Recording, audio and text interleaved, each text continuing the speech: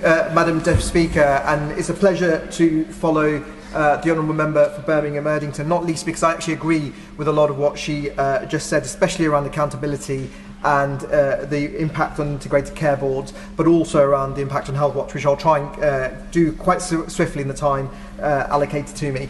I campaigned for the ICBs because when I was a new Member of Parliament, I had to deal with the clinical commissioning groups, and actually what I found in the summer of 2020, that the CCG that I was dealing with at the time told me that I was going to get 2 new urgent treatment centres at the cost of about £1 million each, and then a month later I had a call with the same CCG, and actually they denied ever having said it to me. And luckily one of my staff members had been on that call, but I went to see the Health Secretary at that time, and I thought, this is not possible. I'm not a health expert, but I have been in business, and accountability and transparency really do matter, which is why I really supported the Health and Care Act of 2022 and the introduction of ICBs. And the consequence of that was much more local accountability and delivery, which is why since 2020 we've seen the introduction of an urgent treatment centre at Solihull Hospital, a locality hub, state-of-the-art surgical units with robotics in there as well, a community diagnostic centre with the second largest in the country, which was opened.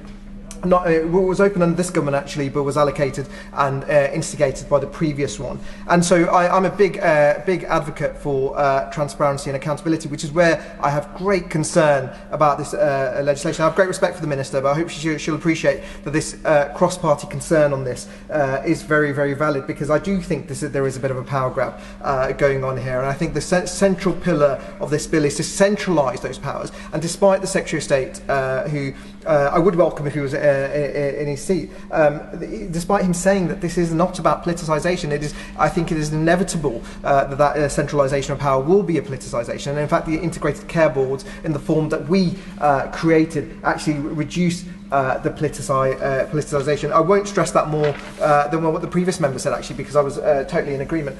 I'm just going to come on to Health Watch. I'm going to start with a compliment to the Health Department, because I wrote to the Health Department last year on the 12th of September, and then on the 15th of September last year I had a response, which is pretty good going, I think, and long may that continue. But I think my compliments may stop there, because I do have great concern about the abolition of Health Watch. And Health Watch, while the Secretary of State kept talking about integrating into ICBs, the response I had from the Minister clearly says that this is the changes will close local health watches. I don't share that the wording of integrated. There's a new mechanism that's being created that will take away patient voices and patient independence, and I think they play a really important role. They play a really important role in gathering local intelligence.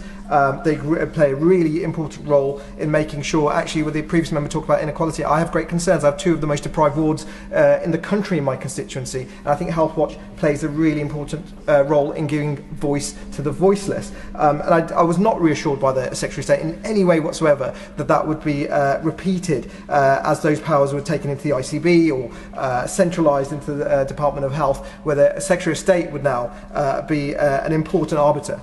One question I wanted to ask the Minister as well was, in that inequality, of course, we see huge amounts of digital exclusion, and that is where Health Watch actually plays a really important role. When I talk about the voiceless, it's those people who don't have the strength or confidence to address those issues. So what work has the Department of Health done in that way in regard to the digitally excluded? But those are really important questions. I really share those concerns around accountability and transparency. I hope the Minister can answer those.